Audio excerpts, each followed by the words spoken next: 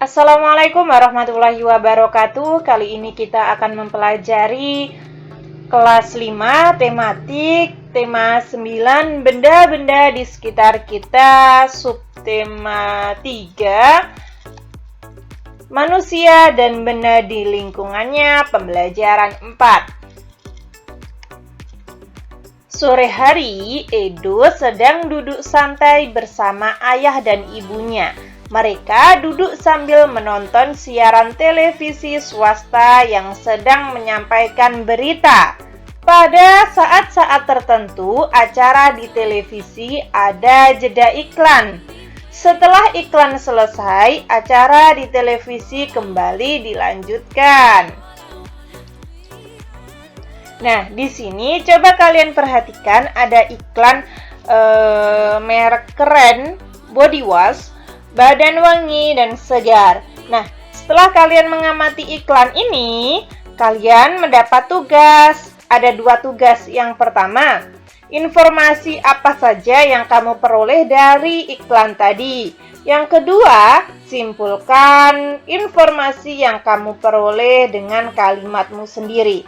Nah, ini ada pada halaman 154 ya. Yang pertama, informasi apa saja yang diperoleh, yaitu iklan tersebut berisi tentang produk body wash yang dapat membuat wangi dan juga segar. Nah, Kak Wafik tahu dari mana kalau iklan ini membuat badan kita wangi dan segar? Nah, di situ sudah tertera jelas kalimat atau slogannya. Yang kedua, simpulkan informasi yang kamu peroleh.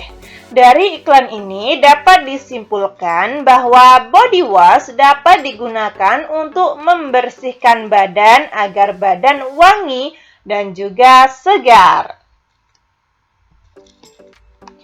Ayo membaca. Iklan elektronik adalah iklan yang menggunakan media berbasis perangkat elektronik.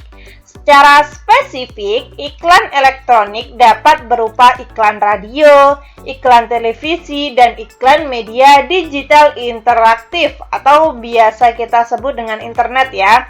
Nah, di internet itu ada banyak sekali iklan. Misalnya di video Kak Wafik biasanya kalian juga mendapat iklan ya, melihat iklan di video Kak Wafik, atau mungkin ketika kalian buka Facebook, buka Instagram, nah itu biasanya ada juga iklan sekilas saja ya.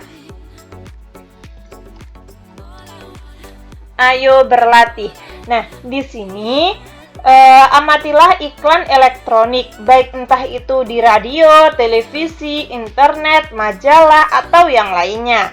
Tuliskan informasi yang disampaikan dari iklan yang kalian amati tersebut. Berikan juga tanggapan terhadap iklan yang kamu amati. Apakah iklan menarik dan jelas dalam penyampaiannya? Tuliskan dalam kolom berikut. Nah, misalnya saja iklan televisi. Kadang di televisi itu ada iklan mie instan. Ada banyak sekali ya. Ada mie sedap, Indomie, dan lain sebagainya. Nah, tanggapan saya, menurut saya iklan tersebut menarik. Kenapa? Karena mengandung gambar dan suara yang menarik perhatian kita. Yang kedua, iklan di televisi yaitu obat batu. Nah, kenapa obat batu itu diiklankan dan bagaimana tanggapan saya? Tanggapan saya adalah iklan tersebut menarik karena informatif atau dapat menyampaikan informasi dengan jelas dan juga dapat mengobati atau dapat menjadi obat bagi orang batuk dengan seketika. Nah, misalnya saja seperti itu. Lalu ada iklan internet. Nah, misalnya iklan handphone. Tanggapan saya, iklannya menarik. Kenapa? Karena informatif, lengkap dengan spesifikasi HP. RAM-nya berapa, prosesornya gimana. Nah, dan juga gambar pada iklan tersebut jelas. Ini ada pada halaman 153 yang paling bawah, teman-teman. Pernahkah kamu mengamati iklan elektronik yang berisi anjuran untuk menjaga persatuan dan kesatuan? Coba carilah iklan dari media elektronik berisi anjuran untuk menjaga persatuan dan kesatuan. Ceritakan iklan yang kamu amati dengan menulis pada kolom berikut. Nah, ini ada pada halaman 154, teman-teman.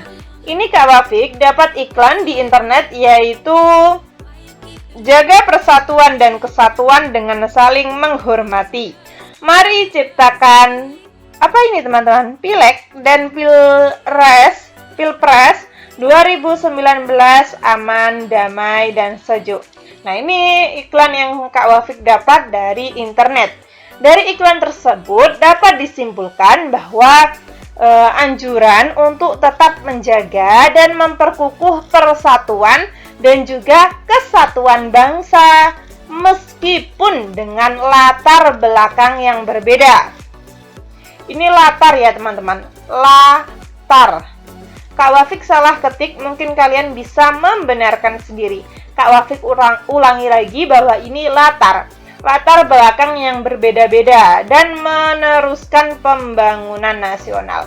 Coba kalian perhatikan, ini kan ada yang dari adat Betawi, pakaian khas Betawi, ada yang Jawa, ada yang lain sebagainya. Nah, ini berkumpul menjadi satu, saling memegang tangan demi keberlangsungan bangsa kita, demi persatuan dan kesatuan. Nah, ini tadi pada halaman 154 yang paling atas ya teman-teman. Lalu ayo membaca. Persatuan dan kesatuan dalam hidup bermasyarakat dan berbangsa harus tetap dijaga oleh semua warga masyarakat. Agar persatuan dan kesatuan tetap terjaga, semua warga masyarakat harus selalu mengembangkan sikap toleransi dan rasa persatuan kesatuan dan kekeluargaan. Tidak hanya warga masyarakat, pemimpin-pemimpin bangsa pun selalu berusaha untuk membina persatuan dan kesatuan hidup bermasyarakat dan berbangsa. Usaha-usaha yang dilakukan pemimpin bangsa dalam membina persatuan dan kesatuan bermasyarakat dan berbangsa antara lain: yang pertama, mengadakan festival budaya, mewajibkan penggunaan bahasa Indonesia yang baik dan benar, menjalankan pemerintahan secara adil dan terbuka, dan masih banyak lagi. Lalu, setiap masyarakat atau warga masyarakat harus selalu menjunjung tinggi persatuan dan kesatuan agar tercipta kerukunan hidup. Jika anggota masyarakat tidak memiliki rasa persatuan dan kesatuan, maka ia akan berbuat semaunya dan pada akhirnya menimbulkan permasalahan.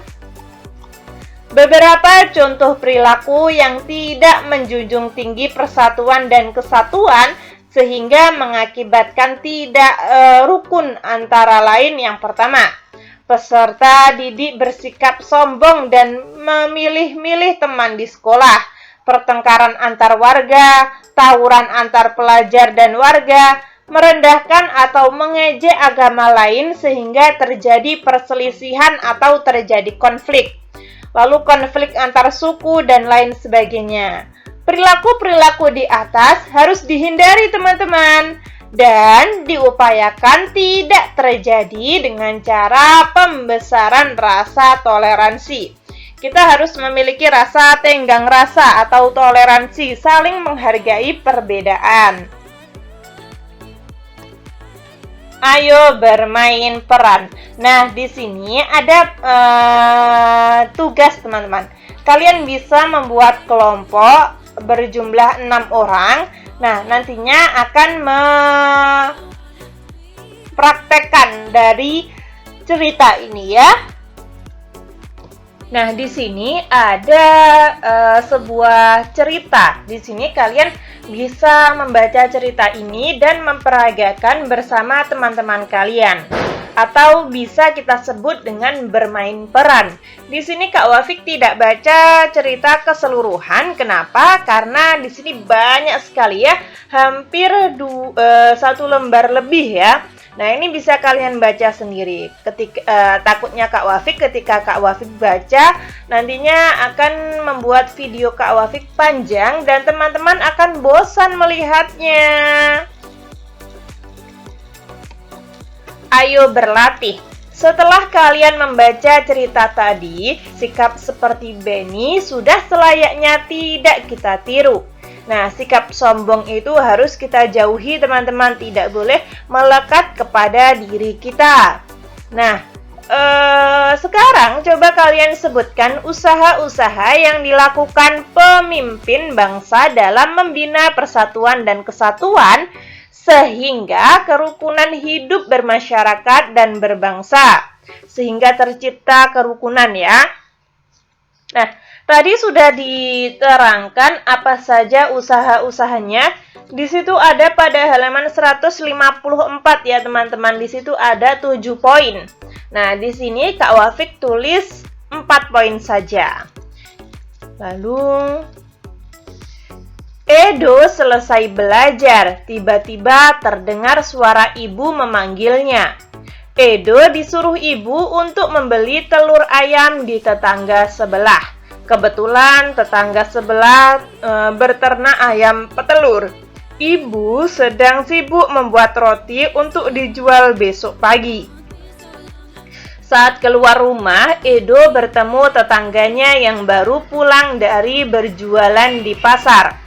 Edo sejenak merenung. Edo tinggal di lingkungan pinggiran kota. Edo sadar ternyata ada beragam pekerjaan yang dijalani oleh masyarakat di lingkungan sekitar rumahnya. Mulai dari peternak ayam, pedagang roti seperti ibunya, pengrajin, guru, dan karyawan swasta seperti ayahnya. Nah, ayo membaca. Kita harus saling menghargai keanekaragaman mata pencaharian masyarakat di lingkungan sekitar dan di Indonesia pada umumnya. Caranya antara lain, yang pertama, tidak mencela dan merendahkan mata pencaharian orang lain, menghormati orang yang sedang bekerja, menghargai pekerjaan orang lain, membiasakan membeli produk-produk lokal, membiasakan mengonsumsi makanan dan buah-buahan dalam negeri gitu ya. Misalnya dengan mencintai produk dalam negeri, tidak impor. Nah, itu sudah bagus sekali teman-teman. Maaf ya, di sini ketika Kak Wafik ngomongnya terlalu belibet. Nah, di sini ayo berdiskusi, kalian mendapat tugas kelompok. Tugasnya adalah kalian harus mencari atau menentukan daerah tempat tinggal kalian, jenis pekerjaan atau usaha yang dilakukan oleh masyarakat terkait dengan 3 kegiatan ekonomi tadi, dan juga cara menghargai perilaku kegiatan ekonomi. Nah, misalnya saja seperti ini ya. Daerah tempat tinggal, jenis pekerjaan, cara menghargai pelaku kegiatan ekonomi. Ini ada pada halaman 160. Nah, misalnya kalian tinggal di Yogyakarta. Ini bisa kalian rubah sesuai dengan tempat tinggal kalian. Misalnya kalian tinggal di Jakarta, kalian tulis Jakarta. Misalnya kalian tinggal di Jombang, kalian tulis Jombang, dan lain sebagainya. Jenis pekerjaan, kegiatan ekonomi, konsumsi, dan produksi.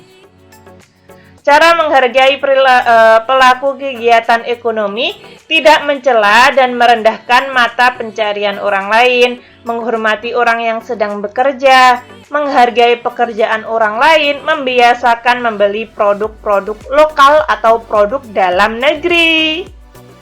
Ini bisa kalian tulis di buku tulis kalian masing-masing.